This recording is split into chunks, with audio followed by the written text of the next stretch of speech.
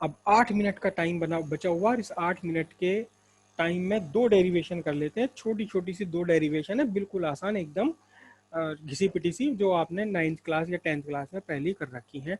Resistance in series,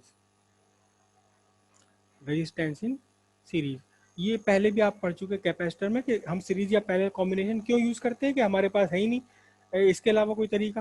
भाई मेरे पास एक 1000 के 2 ओम रेजिस्टेंस रखे हुए हैं, 2 रेजिस्टेंस 1000 और 1000 ओम के, और मुझे चाहिए कहीं किसी सर्किट में 2000 ओम लगाना मुझे, तो क्या करूँ, इन दोनों को सीरीज में लगा दूं, और अगर मुझे कहीं 500 ओम लगाना है तो इन दोनों को पैरेलल में लगा दूं। तो जो वैल्यू हमें रिक्वायर्ड वैल्यू लेने के लिए हमें कॉम्बिनेशन करना पड़ता है, अक्सर कॉम्बिनेशन करना पड़ता है। तो सीरीज में कैसे लगे हुए हैं कि सीरीज में सारे रेजिस्टेंस एक दूसरे के आगे पीछे लगे हुए हैं, इसको आपने जोड़ दिया एक V वोल्ट की बैटरी से, करंट यहाँ स्टेब्लिश हो गया I। ठीक है, ये रेजिस्टेंस R1 है, ये रेजिस्टेंस R2 है, ये रेजिस्टेंस R3 है। रेजिस्टेंस R1 के सिरे पर potential difference V1, resistance R2 के सिरे पर potential difference V2, resistance R के सिरे पर पोटेंशियल डिफरेंस V3।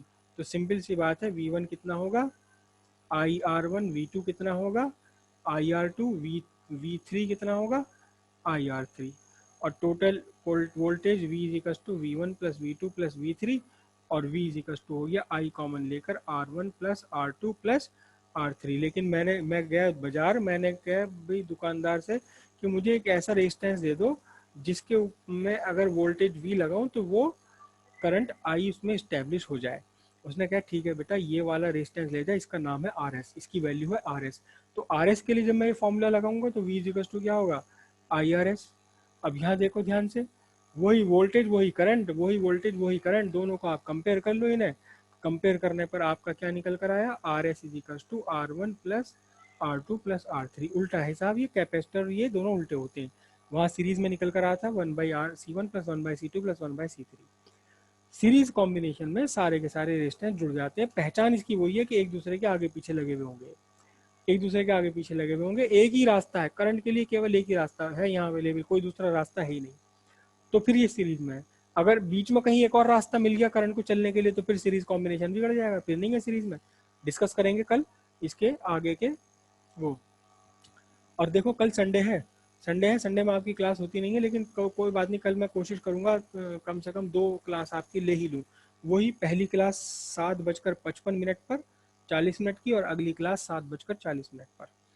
ठीक है, 7:55, 8 बजे से 5 मिनट पहले पहली क्लास।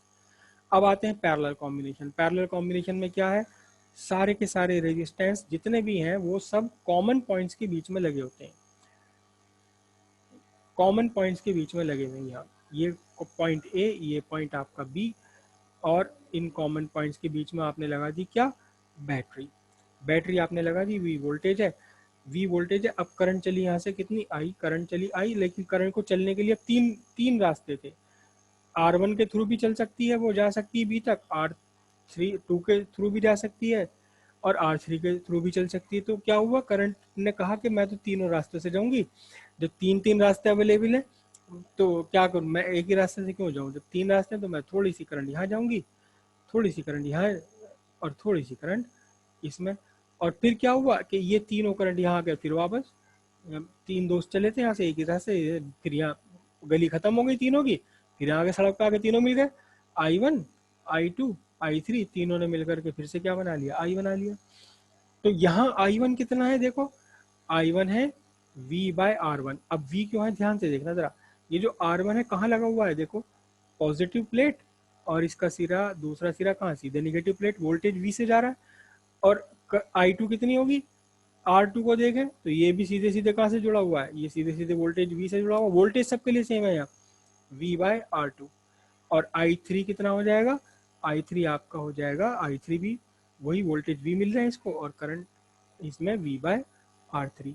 अच्छा टोटल कितनी करंट चली, टोटल तो सर्किट में सेल से करंट चली कितनी, I कितनी है, ये I1 plus I2 plus I3। तो I equals to I1 plus I2 I3, मैंने इसमें से ऊपर से V ले लिया कॉमन, तो 1/R1 plus 1/R2 plus 1/R3। ठीक है जी, ये हो गया। अब मैं क्या गया, मैं फिर से दुकानदार के पास गया, मैंने कहा जी वो तीन तीन रेजिस्टेंस लगाने पड़ रहे हैं मुझे, कोई ऐसा दे दो जो तीनों को हटा के मैं एक ही लगा दूं, मेरे सर्किट में जगह घिर रही है बहुत सारी, 3 स्टैंड लगाने पड़ रहे हैं। उसने कहा ठीक है, कितने कितने कितने के लगा रखे, मैंने कहा जी R1 R2 R3, कहने लगा ले जा ये आरपी ना रेजिस्टेंस ले जा, इसकी वैल्यू है आरपी। और बिल्कुल ये तेरा एक ये आरपी ना वैसे ही काम कर जाएगा जैसे तीन मिलकर काम कर रहे हैं। क्या काम कर जाएगा कि जब तू जाके इस पे वोल्टेज लगाएगा ना वी, तो ये करंट इसमें स्टैब्लिश हो जाएगी आई, करंट स्टैब्लिश हो जाएगी आई। मैंने कहा ठीक है लाओ दे दो। तो फिर इसमें करंट कितनी निकालूंगा मैं, इसमें करंट निकालूंगा वी बाय आर पी। अब जरा देखना ध्यान से, ये इक्वेशन 2 है, ये इक्वेशन नंबर 1 है। तो इसमें यहाँ भी ये वही करंट है, वही करंट इसमें भी फ्लो हो रही, वही वोल्टेज मैंने पहले कॉम्बिनेशन पर लगाए थे वही मैंने अकेले एक रेजिस्टेंस पर लगाए। तो बस दोनों को कंपेयर करके क्या निकल कर आएगा फॉर्मूला देखो, 1/RP is equal to 1/R1 plus 1/R2 plus 1/R3। तो 1/RP is equal to 1/R1 plus 1/R2 plus 1/R3। ये आपका बन गया equivalent combination of parallel resistances. Series का 1/R1, R1 plus R2 plus R3 sir जी हाँ बोलो, हाँ बोलो।